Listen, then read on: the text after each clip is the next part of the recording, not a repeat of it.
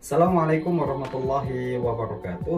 Sahabat-sahabat saya yang saya cintai, pada kesempatan kali ini saya ingin memberikan sebuah nasihat sekaligus motivasi pernikahan. Ada yang bilang bahwa nasihat pernikahan hanya dibutuhkan oleh sepasang kekasih yang berencana untuk menikah dalam waktu dekat. Ada yang bilang bahwa nasihat pernikahan hanya dibutuhkan oleh mempelai laki-laki dan mempelai perempuan yang baru saja selesai melakukan ijab dan qabul. Ada yang bilang bahwa nasihat pernikahan hanya dibutuhkan oleh sepasang suami dan istri di awal-awal pernikahan saja. Padahal tidak peduli sudah 1 tahun menikah, tidak peduli sudah 10 tahun menikah, tidak peduli sudah 30 tahun menikah, bahkan 50 tahun menikah pun, selama belum ada kebahagiaan di dalam pernikahannya, maka selama itu pula dia masih membutuhkan yang namanya nasihat pernikahan. Sahabat-sahabat saya yang saya cintai, sebelum saya melanjutkan nasihat pernikahan ini, kita simak dulu pesan-pesan yang mau lewat ini. Jangan kemana-mana.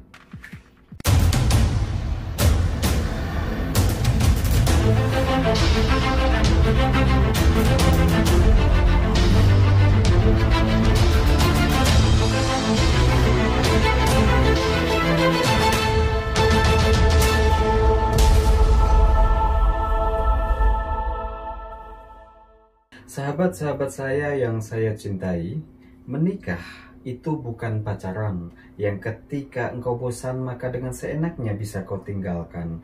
Menikah itu bukan pacaran yang ketika ada ketidakcocokan maka dengan mudahnya engkau mencari pelampiasan. Menikah itu bukan pacaran yang ketika ada kesalahpahaman maka dengan mudahnya engkau mencari selingkuhan. Tetapi menikah adalah ibadah, di mana ibadah ini diawali dengan sebuah komitmen. Dan komitmen ini bukan hanya disaksikan oleh penghulu, bukan hanya disaksikan oleh mertuamu, bukan hanya disaksikan oleh orang tuamu, bukan hanya disaksikan oleh hadirin yang menjadi tamu, bukan hanya disaksikan oleh tetangga-tetanggamu, tetapi juga disaksikan oleh para malaikat yang mengawasimu, dan bahkan disaksikan pula oleh Sang Maha Kuasa yang menciptakanmu. Sahabat-sahabat saya yang saya cintai, menikah adalah sebuah sunnah Nabi, sebagaimana sabda Nabi Muhammad SAW, "An-nikahu sunnati, faman raghiba an sunnati falaysa minni." Menikah adalah sunnahku. Barang siapa yang tidak menyukai sunnahku, maka dia bukanlah termasuk golonganku.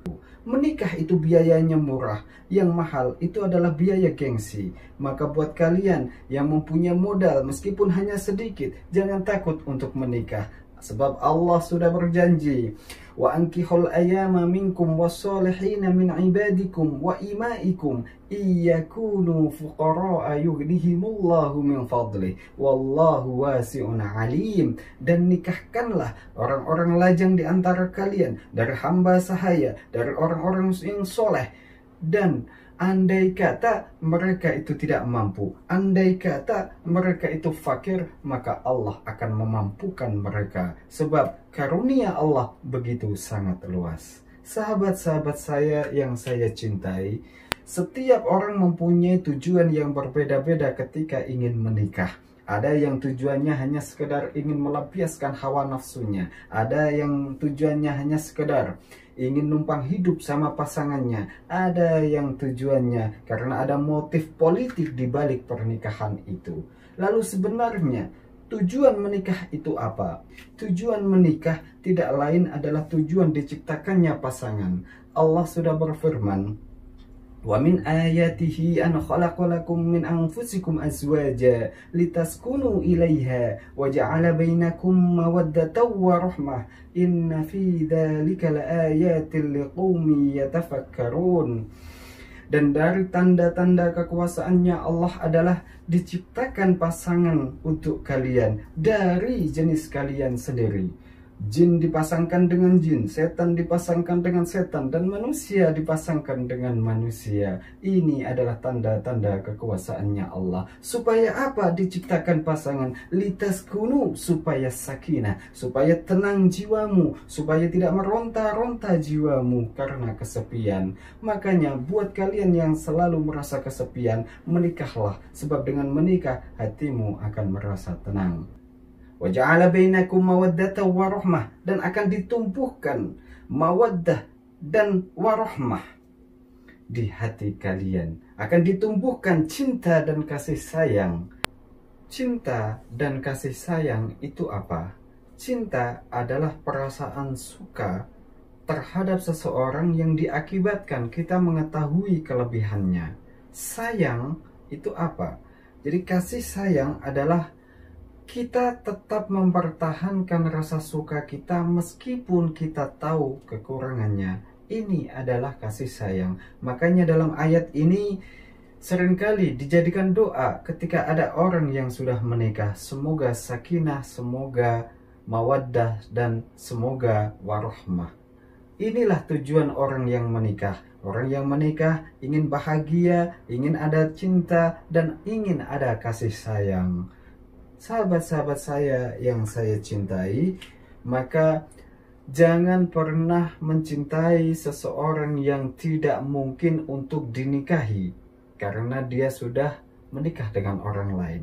Dan sebaliknya, jangan menikahi seseorang yang tidak ada kemungkinan kamu akan mencintai dia di suatu saat nanti, karena kamu tahu bahwa orang ini memang karakternya sulit untuk diajak hidup bersama. Sahabat-sahabat saya yang saya cintai, ada dua nasihat yang ingin saya sampaikan pada kesempatan kali ini. Nasihat pertama adalah nasihat untuk para lelaki yang statusnya sudah menjadi seorang suami, dan nasihat kedua adalah nasihat untuk para wanita yang statusnya sudah menjadi istri. Untukmu para laki-laki, wanita yang menjadi istrimu itu bukanlah wanita lain yang dengan kebetulan dia mendampingimu. Dia bukanlah wanita lain yang kebetulan mau hidup serumah denganmu. Dia bukanlah wanita lain yang dengan kebetulan dia mau menghabiskan sisa waktunya bersamamu. Tapi wanita yang sudah menjadi istrimu ini adalah wanita yang ada bertautan takdir antara kamu dan dia. Sebelum engkau dilahirkan, bahkan namamu dan namanya sudah ditulis oleh Allah bahwa suatu saat nanti akan bertemu dan suatu saat nanti akan menikah lalu mengarungi samudra dalam bahtera rumah tangga bersama. Seorang laki-laki harus paham dengan apa yang dia lakukan ketika dia melakukan ijab dan qabul. Ada dua hal yang diserahkan kepada seorang laki-laki ketika ijab qabul. Ketika seorang penghulu bertanya kepada seorang mempelai laki-laki, "Ankahtuka wa zawwajtuka makhtubataka fulan binti fulan bil mahri alfi rubiyatin halan." Lalu seorang mempelai laki-laki dengan tegasnya menjawab, "Qabiltu nikahaha wa tazwijaha li nafsi bil mahril madhkuri halan." Kalau kita bahasakan, kalau kita translatekan, kunikahkan engkau dan kukawinkan engkau dengan fulan binti fulan dengan mahar sekian. Apakah engkau bersedia? Maka seorang laki-laki itu menjawab, "Saya terima nikah dan kawinnya fulan binti fulan dengan mahar sekian-sekian dibayar tunai." Jadi ada dua hal yang disepakati dalam ijab qabul tersebut. Yang pertama adalah nikah. Apa itu menikah? Menikah adalah pindahnya tanggung jawab seorang wali terhadap anak perempuannya pindah kepada seorang laki-laki yang bersedia menjadi suami dari putrinya tersebut. Dulu seorang wali wajib memberi makan, wajib memberi pakaian, wajib memberi tempat tinggal, wajib memberi pendidikan, wajib memberikan kasih sayang. Kewajiban ini menjadi gugur ketika ada seorang laki-laki yang bersedia menjadi suami dari putrinya tersebut. Ini namanya menikah. Yang kedua adalah kawin. Yang diserahkan yang kedua ini adalah kawin. Apa itu kawin? kawin adalah menyalurkan hasrat biologis seorang manusia kepada lawan jenisnya. Ini disebut kawin. Maka seorang laki-laki harus tahu tanggung jawabnya, bahwa dia tidak hanya disuruh untuk mengawini putrinya, tetapi dia juga disuruh untuk menikahi putrinya. Sahabat-sahabat saya yang saya cintai, seorang suami juga harus ingat dengan firman-Nya Allah, wa'ashiruhunna bil ma'ruf, bahwa kalian semua disuruh oleh Allah untuk mempergauli istrimu dengan cara yang baik, dengan cara-cara yang ma'ruf. Andai kata istrimu melakukan sebuah kesalahan, maka ingatkanlah dengan lembut. Ketika istrimu melakukan sebuah kesalahan, maka cepat-cepatlah untuk engkau maafkan. Setiap orang pasti mempunyai kesalahan, dan setiap orang juga pasti ingin dimaafkan secepatnya. Begitu pula sebaliknya, ketika pada suatu saat nanti seorang suami melakukan kesalahan, istri pun dengan senang hati akan memaafkan apabila seorang suami bisa memberikan contoh yang baik kepada istrinya. Sahabat-sahabat saya yang saya cintai, seorang laki-laki wajib memberikan nafkah kepada istrinya sebagaimana firman Allah, ar-rijalu qawwamuna 'alan nisa'i bima faddalallahu ba'dahum 'ala ba'd wa bima anfaqu min amwalihim. Seorang laki-laki adalah pemimpin bagi seorang perempuan. Oleh karenanya Allah memberikan banyak kelebihan kepada laki-laki daripada seorang perempuan. Wa bima anfaqu min amwalihim, dan dengan memberikan sebuah nafkah kepada para perempuan atau kepada seorang perempuan yang sudah menjadi istrinya tersebut. Para ulama sepakat, ini sudah muttafaqun alaih, tidak ada perdebatan bahwa seorang laki-laki wajib menafkahi istrinya. Dan yang kedua, saya ingin memberikan sebuah nasihat kepada seorang wanita yang statusnya sudah menjadi istri.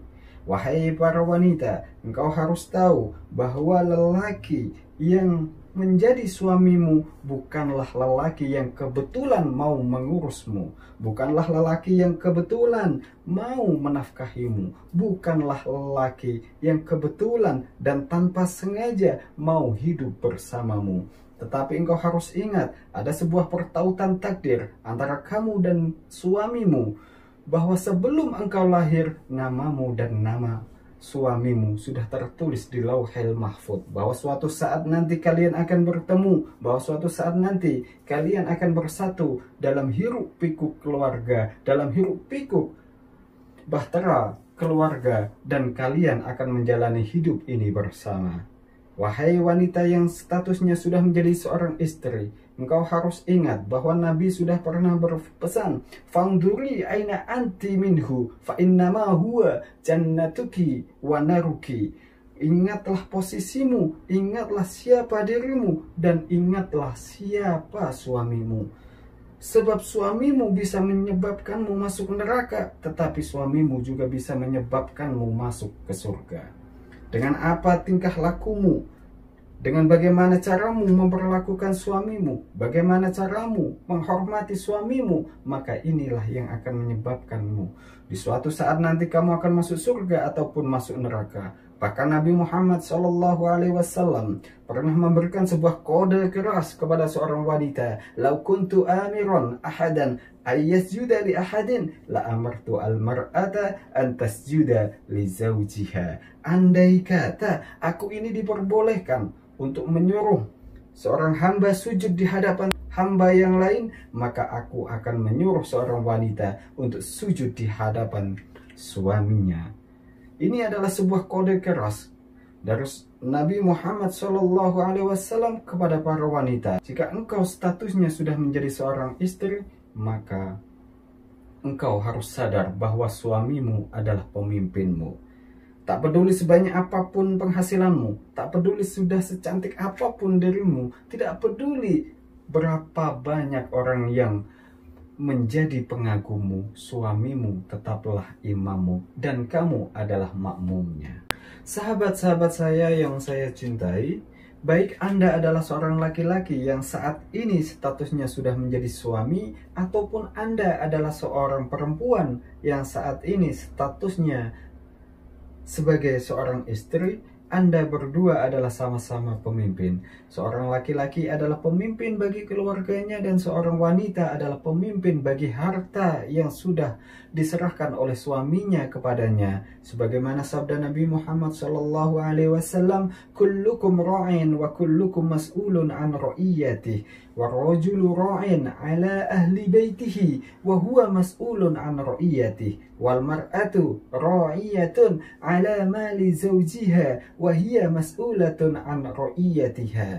Jadi kalian semua adalah pemimpin. Seorang laki-laki adalah pemimpin bagi keluarganya dan suatu saat akan ditanya tentang kepemimpinannya. Dan begitu pula seorang perempuan adalah pemimpin atas harta yang sudah diserahkan oleh suaminya kepadanya dan suatu saat akan ditanya oleh Allah atas kepemimpinannya tersebut. Sahabat-sahabat saya yang saya cintai, Allah juga berfirman, "Al-khabisatu lil-khabisina wal-khabisuna lil-khabisat wat-thayyibatu lit-thayyibina wat-thayyibuna lit-thayyibat." Lelaki yang baik akan mendapatkan perempuan yang baik dan sebaliknya perempuan yang baik akan mendapatkan lelaki yang baik. Apabila selama ini engkau merasakan tidak seperti itu, jika engkau merasa bahwa engkau adalah orang yang sangat baik, tetapi pasanganmu justru selalu berbuat jahat terhadapmu, tega membuatmu menangis, tega menyakitimu, tega membuatmu terlunta-lunta, maka bisa jadi pasanganmu saat ini adalah pasangan sementara. Dan mungkin saja dia adalah jodohnya orang lain yang kamu paksa untuk menjadi jodohmu. Cukup sekian dari saya. Semoga kita bisa berjumpa lagi di video berikutnya. Jangan lupa tinggalkan jejak Anda di kolom komentar. Assalamualaikum warahmatullahi wabarakatuh.